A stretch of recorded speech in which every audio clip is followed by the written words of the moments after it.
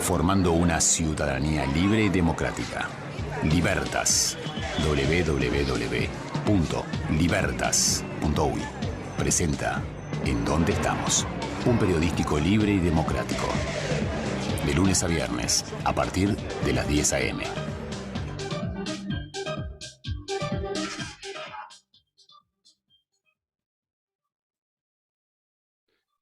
Buen día a la República Oriental del Uruguay, buen día a todos los orientales en este día lluvioso, invernal, bueno, y pronosticada una semana que va a estar en este mismo tenor, una semana invernal con lluvias, por lo menos hasta el día miércoles, así lo anuncia Inumet.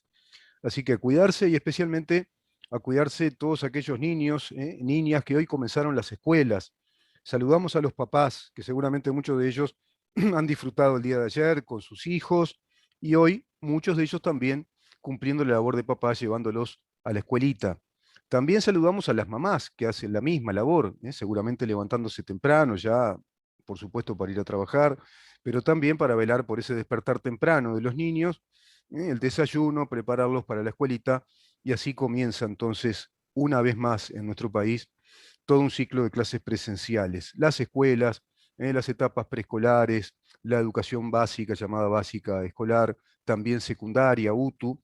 Hoy escuchaba que las autoridades de la educación, las autoridades de ANEP, están en el interior del país y más precisamente en Salto, en el norte, en el litoral norte de nuestro país. Así que saludamos también a las maestras, a todas las maestras, a todo el personal administrativo de los centros de enseñanza y por supuesto a las autoridades de la educación. Esto es posible en nuestro país, ¿por qué?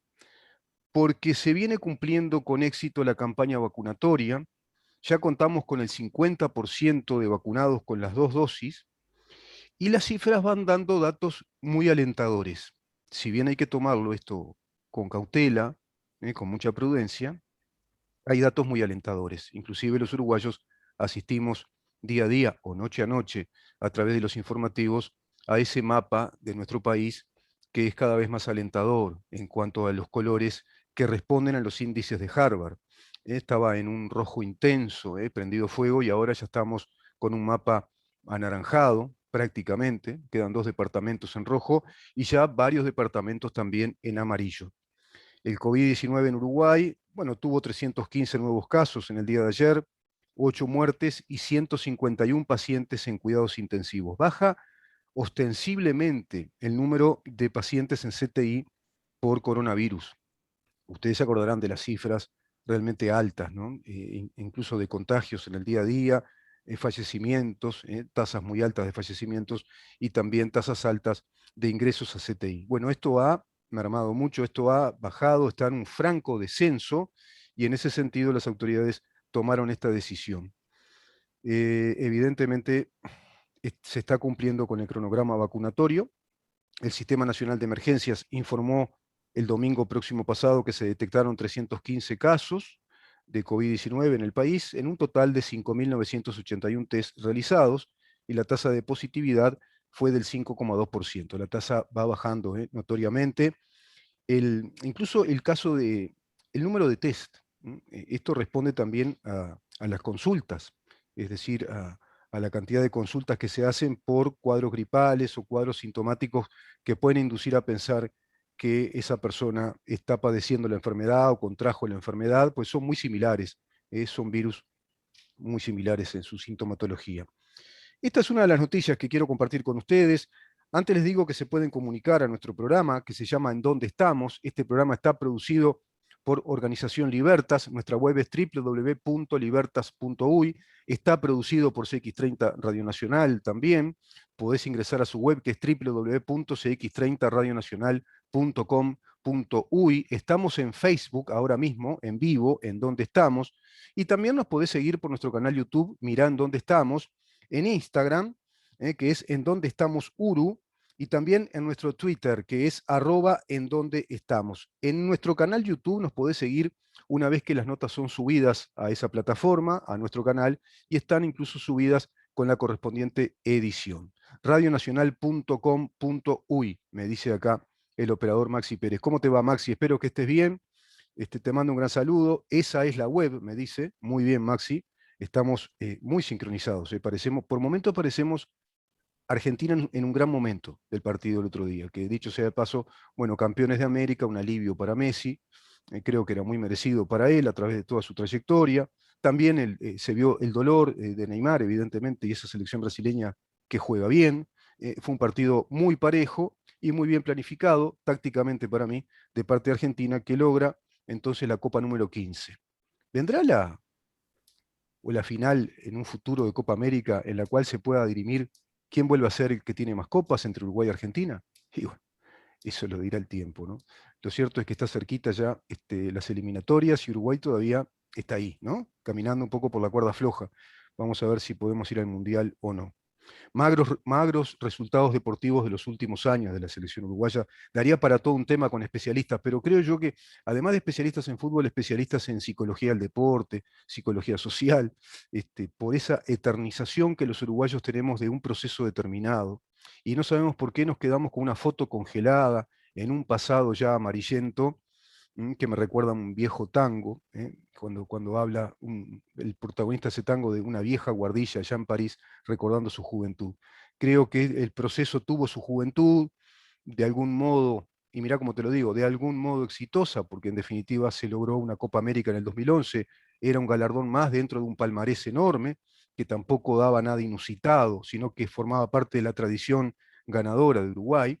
Y digo relativo porque a través de todo un proceso tan montado, tan armado, evidentemente Uruguay no llegó a logros mucho mayores en lo deportivo.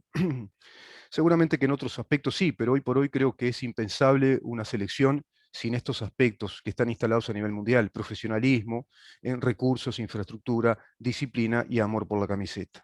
Por lo tanto, no lo veo como un logro exclusivo de nadie, sino que es una necesidad imperiosa. Cuba, manifestaciones. Vamos a hablar con el diputado, ya está en línea, creo yo, el diputado, el doctor Felipe Schipani. Lo de Cuba sorprende al mundo y bueno, a muchos quizás sí, a desprevenidos, a otros ya no. Esto forma parte de movimientos desde hace mucho tiempo, hay influencers, hay youtubers. No olvidemos que estamos ante una nueva fenomenología social en el mundo, los millennials, los post-millennials, es decir, hay toda una actitud de vida de parte de nuevas generaciones que tienen que ver también con este mundo globalizado, con las redes sociales, Internet, y más allá de las interrupciones que puedan experimentar o sufrir bajo el régimen cubano, de todas maneras están enganchados al mundo.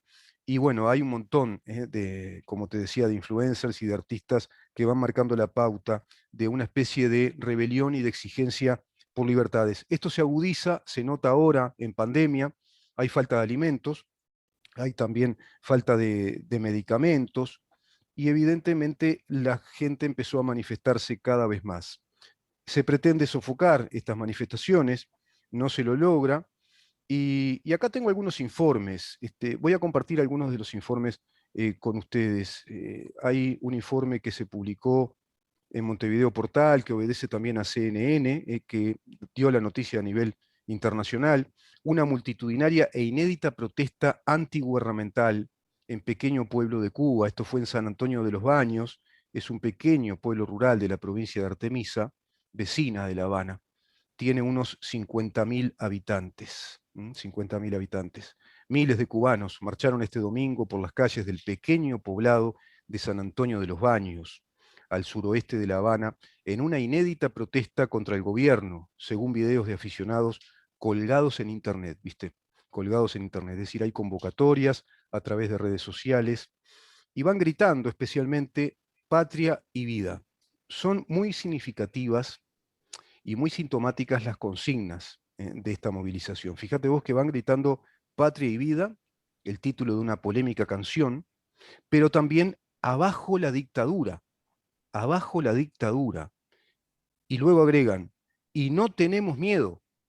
Los manifestantes, la mayoría jóvenes, ¿viste? Jóvenes, es decir, estamos hablando de nuevas generaciones que seguro tienen otras perspectivas de vida, y bajo argumentos mucho más concretos, más sencillos, reclaman libertades. Ya no corre, lo decía el otro día, lo hablaba ayer con un amigo mío, ya no corre eso de la Cuba bloqueada, la Cuba damnificada por un bloqueo, que además es toda una enorme mentira, un relato mentiroso respecto a ese bloqueo, cuando en verdad se trató de una Cuba deudora contumaz de empresas francesas, españolas, canadienses, estadounidenses, al extremo de que incluso le confiscaran sus propios bienes en esa inversión que tenían en territorio cubano. Por lo tanto, se tomó la decisión de embargar a la isla. Cuba quedó en una especie de default y de embargo, no de bloqueo económico. La prueba está que después capitales franceses volvieron a negociar con Cuba.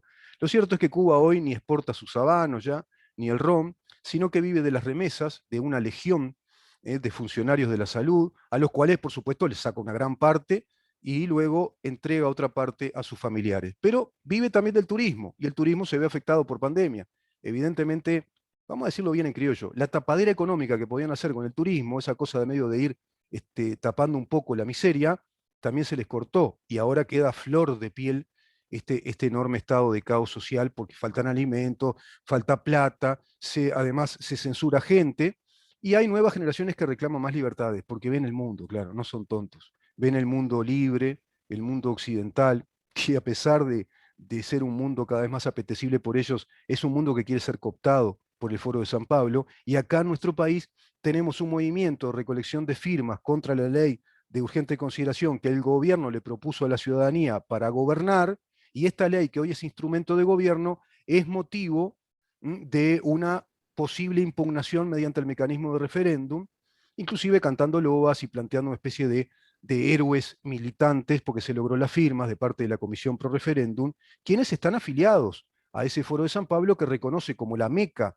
o el norte de esta revolución neomarxista a la propia isla, a Cuba. Habría que preguntarle a la ingeniera Cose, ¿no? ¿Por qué ella nos explica que no es una dictadura? El otro día dijo que estábamos muy equivocados y que Cuba no es una dictadura.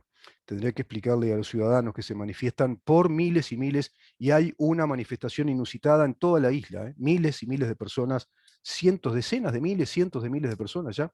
Está con nosotros el diputado Felipe Esquipán y vamos a hablar, bueno, tenemos tantos temas para hablar con el diputado, investigó lo de FENAPES, hoy afortunadamente las clases se retoman. Felipe, ¿cómo te va? Bienvenido. Buenos días, Rubén. Un placer estar en contacto contigo y con la audiencia. Escuchaba a la subdirectora hoy de ANEP planteando un poco el tema que tú comenzaste a investigar, de que hay muchas irregularidades con esas horas que pidieron, aumentando las horas de licencia sindical para formación sindical. No hay ningún convenio, dice ella. Hay un convenio del 2007 que no autorizaría a ese tipo de horas, y que, bueno, hay flagrantes digamos, irregularidades administrativas, por no decir más, ¿no? Eso quedará en manos de la justicia si esto prospera en esa comisión. Incluso el otro día conversaba con el diputado Gustavo Subía, quien forma parte de esa comisión de investigación por el tema FENAPES. Sin duda, yo creo que la comparecencia de la directora general de secundaria el pasado lunes fue bien importante porque aportó su testimonio sobre los hechos, pero fundamentalmente porque aportó información muy relevante.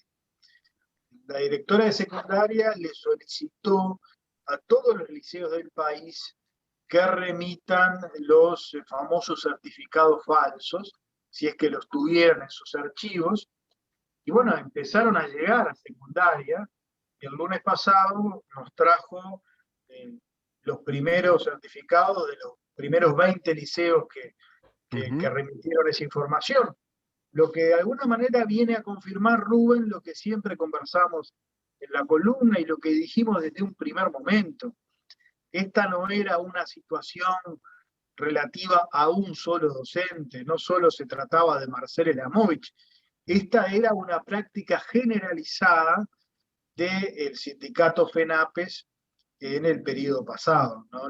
La presentación de certificados falsos, invocaban un convenio que no existía para obtener la justificación de las horas, ¿no?, de trabajo, causándole un perjuicio realmente importantísimo a los estudiantes. Fíjate que de la información que aportó Cherro, de solo 20 liceos, no llega a ser ni el 10%, porque secundaria tiene 300 liceos. Bueno, de esos 20 liceos que remitieron información, hay 38 dirigentes sindicales que presentaron estos certificados falsos, a los que se les justificó irregularmente estas inasistencias, y hay casos que por lo menos son escandalosos, ¿no? El caso del dirigente sindical Mario Banco, integrante de la directiva de FENAPES, que en el año 2015 faltó 56 días en el año. Yo diría que prácticamente no fue a trabajar, porque no necesariamente la carga horaria de los docentes está repartida todos los días de lunes a viernes, ¿no? Claro, está repartida como carga horaria, no en días, ¿no? Pero debe ser un montón.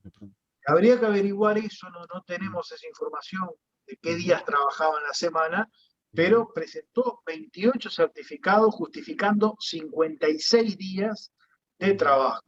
El daño que se le causó a los estudiantes de este docente es irreparable. Prácticamente no tuvieron clase porque estas faltas no tenían suplencia.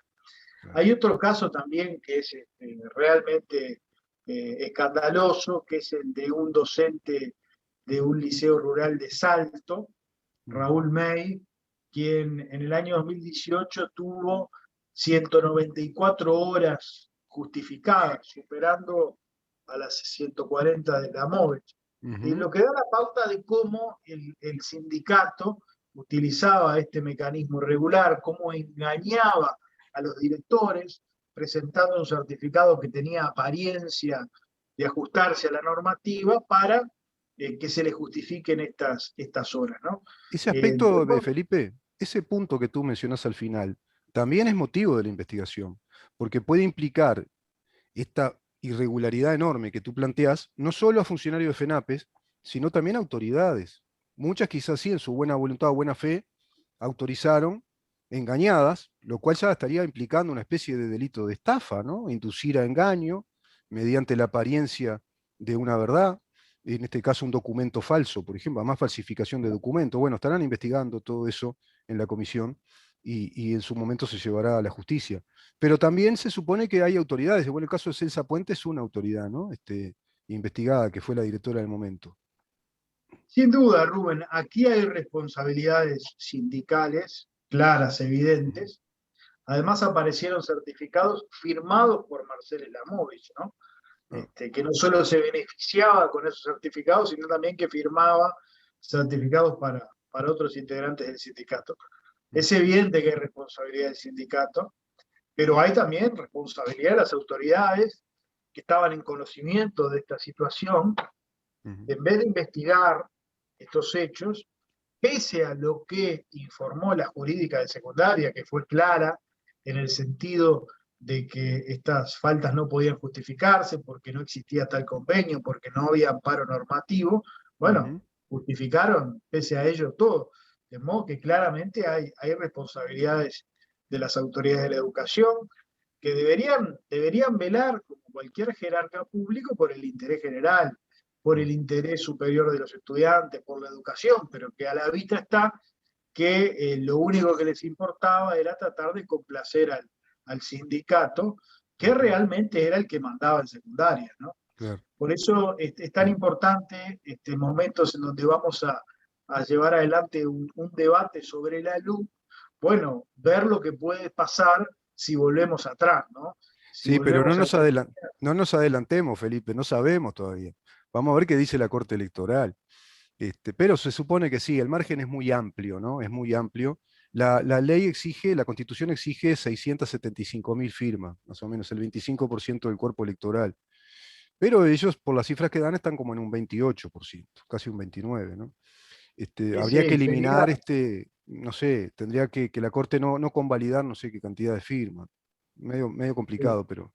Sería escandaloso que no se lleguen a las firmas, ¿no? Hay claro. un colchón muy importante. Sí, sí, sí. Así que bueno, vamos a hablar de ese tema también que teníamos previsto, Felipe, que es, hay mucha gente que plantea en redes sociales, por ejemplo, militantes de Cabildo Abierto, periodistas que escucho, que hay una gran cuota parte de culpa del gobierno por haber sido muy tibio respecto a la defensa de la LUC, ¿no? Ese es un aspecto del análisis que hacen algunas personas. Yo hago este otro análisis. ¿Es posible que el gobierno, que tiene a la LUC como instrumento de gobierno, es decir, está aplicando ese instrumento para gobernar, se vea en la obligación de defender su propio instrumento de gobierno cuando una parte de la sociedad, en su legítimo derecho constitucional, se ve a la vocación de una recolección de firmas, presentando ese recurso a través también de un 2% al cual llegan, para luego habilitarlos a la recolección de firmas, y hacen esa recolección de firmas para ir a un referéndum, lo cual habilita la Constitución y están en su pleno ejercicio democrático de hacerlo, no era lo que había que hacer. El gobierno dejó que eso funcione por cuerda separada, paralelamente a su gobierno, y el gobierno lo que hace es aplicar el instrumento legal que nos prometió a muchos que iba a aplicar y por el cual el gobierno obtiene este gobierno del país. Es decir, este gobierno de coalición adhiere en ese compromiso por mi país a este instrumento que es la ley de urgente consideración. No sé qué visión tenés de eso. Y ahora sí, una vez que se habilita el referéndum, viene la etapa lógica, el escenario del debate, donde se profundizarán aspectos de esta ley, de estos 135 artículos, ¿no? La ley, ¿no? No, a ver, yo creo que la actitud que se asumió desde el oficialismo fue la correcta.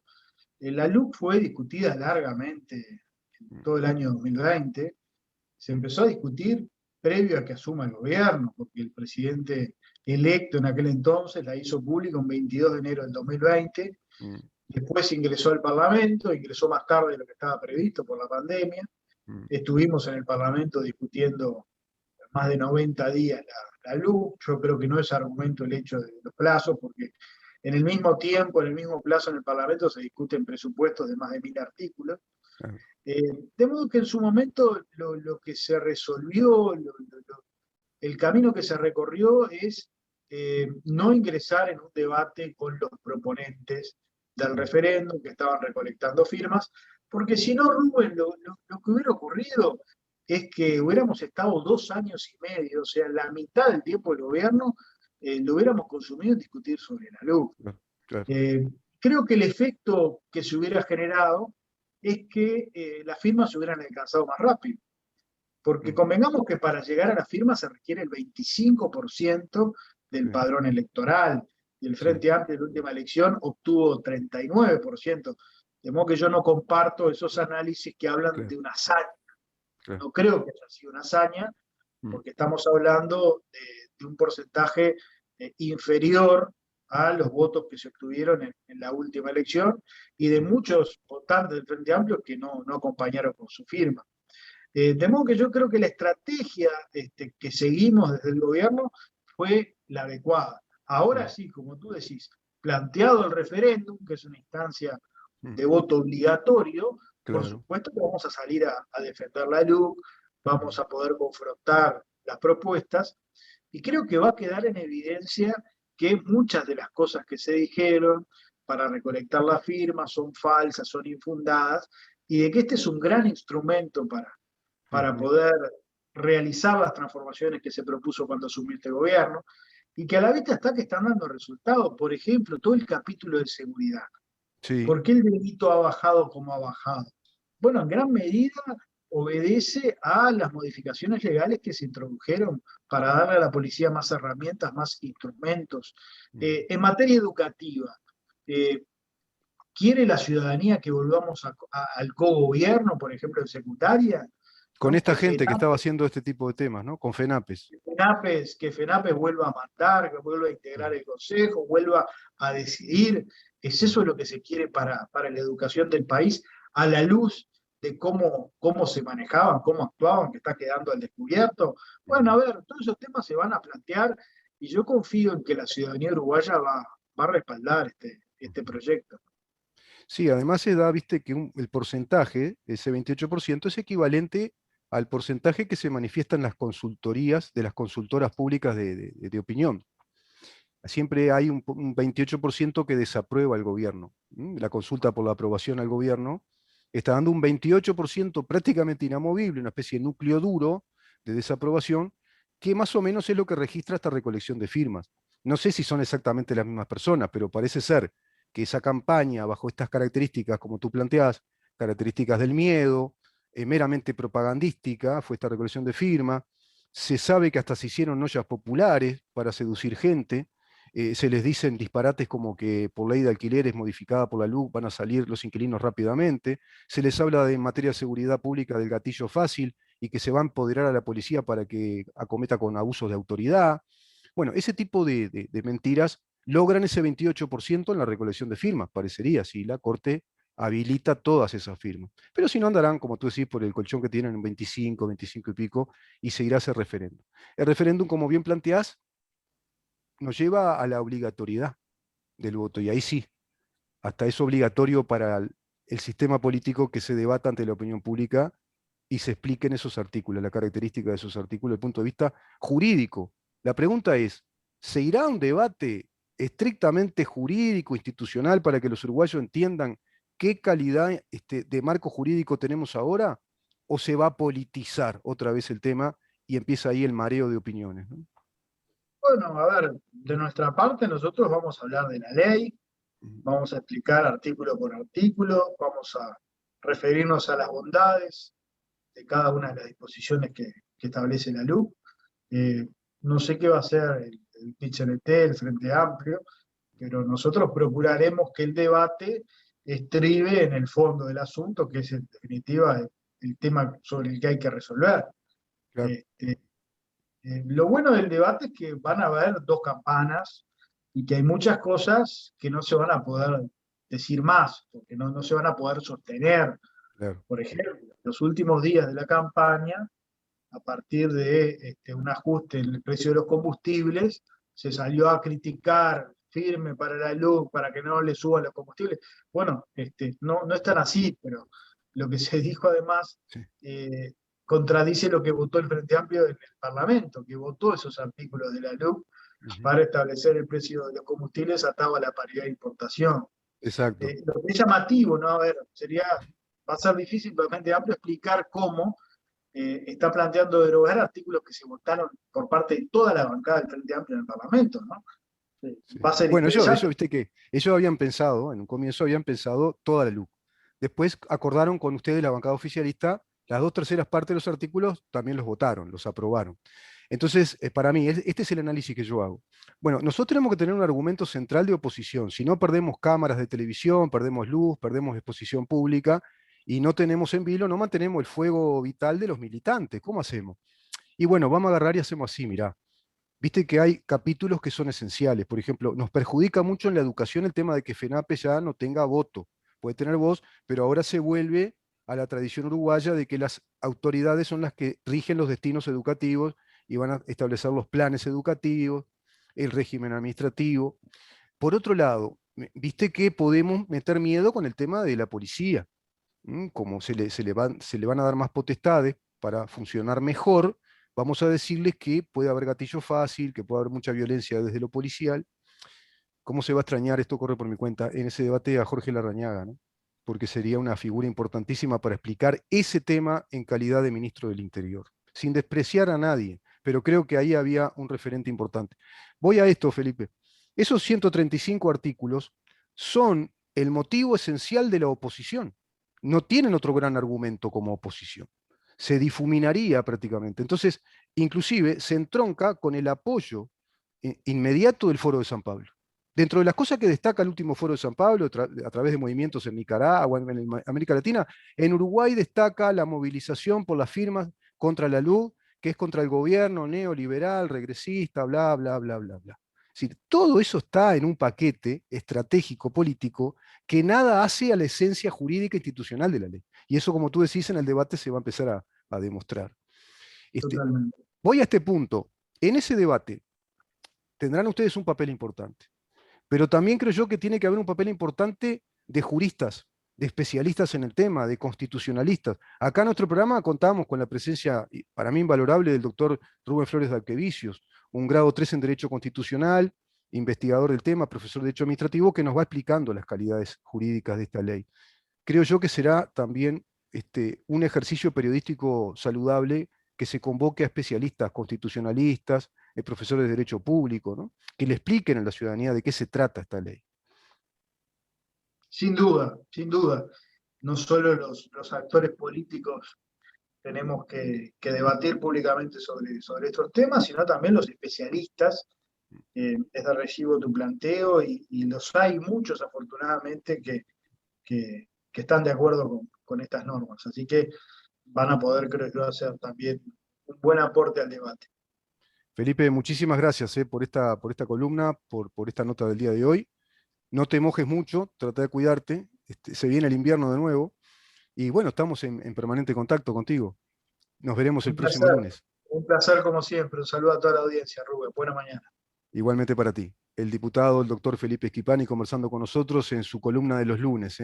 Quédate ahí, porque tenemos que saber en dónde estamos en materia de negocios portuarios. Vamos a conversar con la doctora Silvia Echevarne sobre el tema Catón Nati Group, lo que dijo el ex ministro de Transporte y Obras Públicas, Víctor Rossi, respecto a esta negociación de las autoridades del puerto, de la Administración Nacional de Puertos, y de este gobierno, por supuesto, con la empresa Catón Nati, la empresa belga, el grupo económico, y también lo que manifestó el ex canciller de la República, Nino Boa, respecto a las obras de dragado del puerto. Así que quédate ahí porque tenemos que saber en dónde estamos.